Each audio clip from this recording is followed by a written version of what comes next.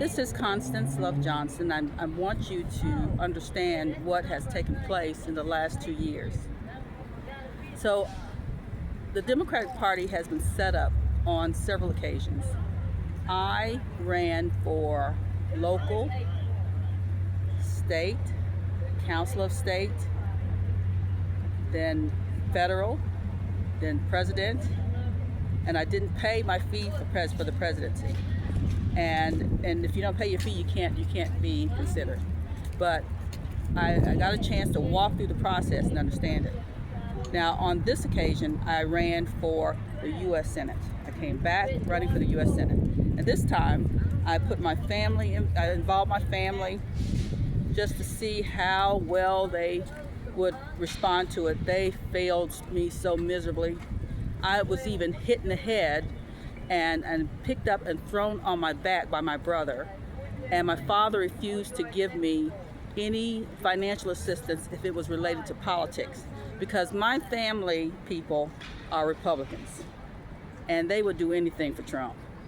So I had to fight my family and had to discover this painful reality during this process. And of course, I am pro-Palestinian because the Jews have beat up so many people and killed so many women and children. We really have to stop supporting them financially and stop sending them weapons. And those who supported that effort really needs to apologize to the country, because they made us the nastiest, most hated country in the world, supplying Israel with weapons to kill these people. These people have never really had a history of violence. Palestinians are newly violent because they have never been at war with nations until around 75 years ago, when they were first initially attacked by Israel, wanting that oil, discovering all the valuable resources they have. Anyway, right now we're about to go through a violent recession and almost a depression. Cooper will not win because Cooper is a violent, evil man. He has robbed me. He robs women all the time. During his abuses of power as governor of North Carolina, and he is not the man you wanted in the Senate. And God ain't putting him in the Senate. Wiley has a more decent reputation and a more decent relationship with other races of people, even though he is somewhat racist. Because the Republican Party is.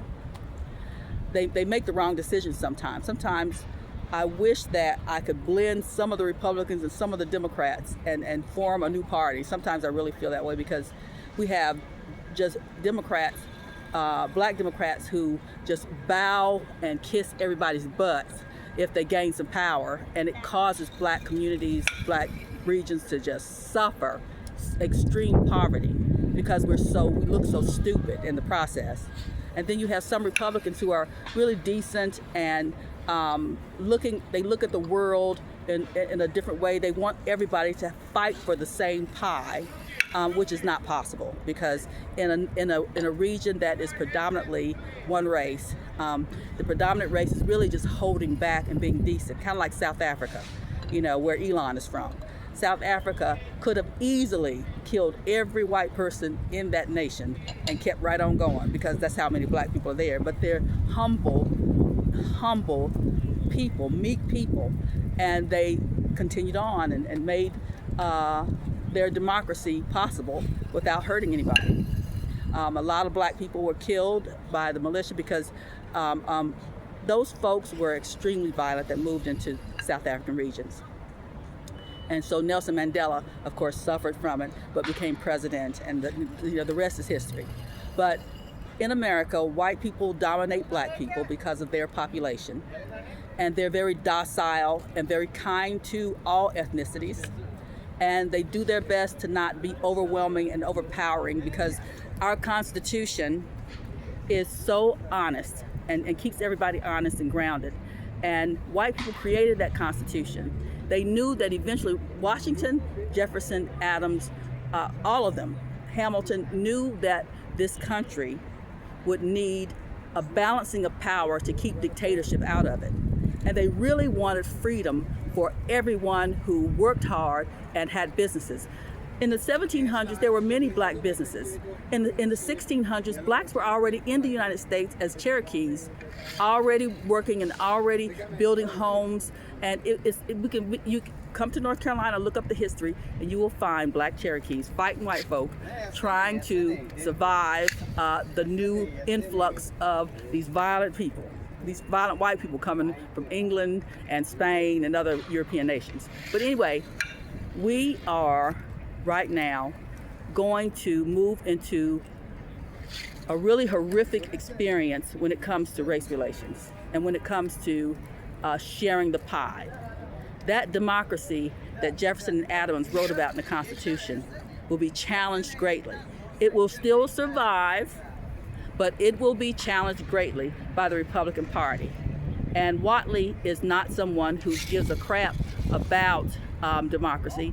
He is going to care about making sure that everybody gets their fair share who works the hardest. And it will become a money fighting issue. And I want everyone to be prepared. But anyway, I'm not giving up because my voice in this government matters. And my participation, my bill writing, my speeches will change everything to where it's supposed to be. I'm not claiming to be the Hindu Gandhi. I'm not claiming to be Gandhi, Martin Luther King, but God has sent me here to make some corrections, to bring some of these issues to the forefront, to educate everyone on the political process and make sure that everyone is included in this economy. It's best for the United States that women engage in this economy, that black people, Hispanic people, Latino people, Hispanic, Latino, and Asian people engage in this process. There aren't enough jobs, there aren't enough businesses because only white men are receiving government awards for business.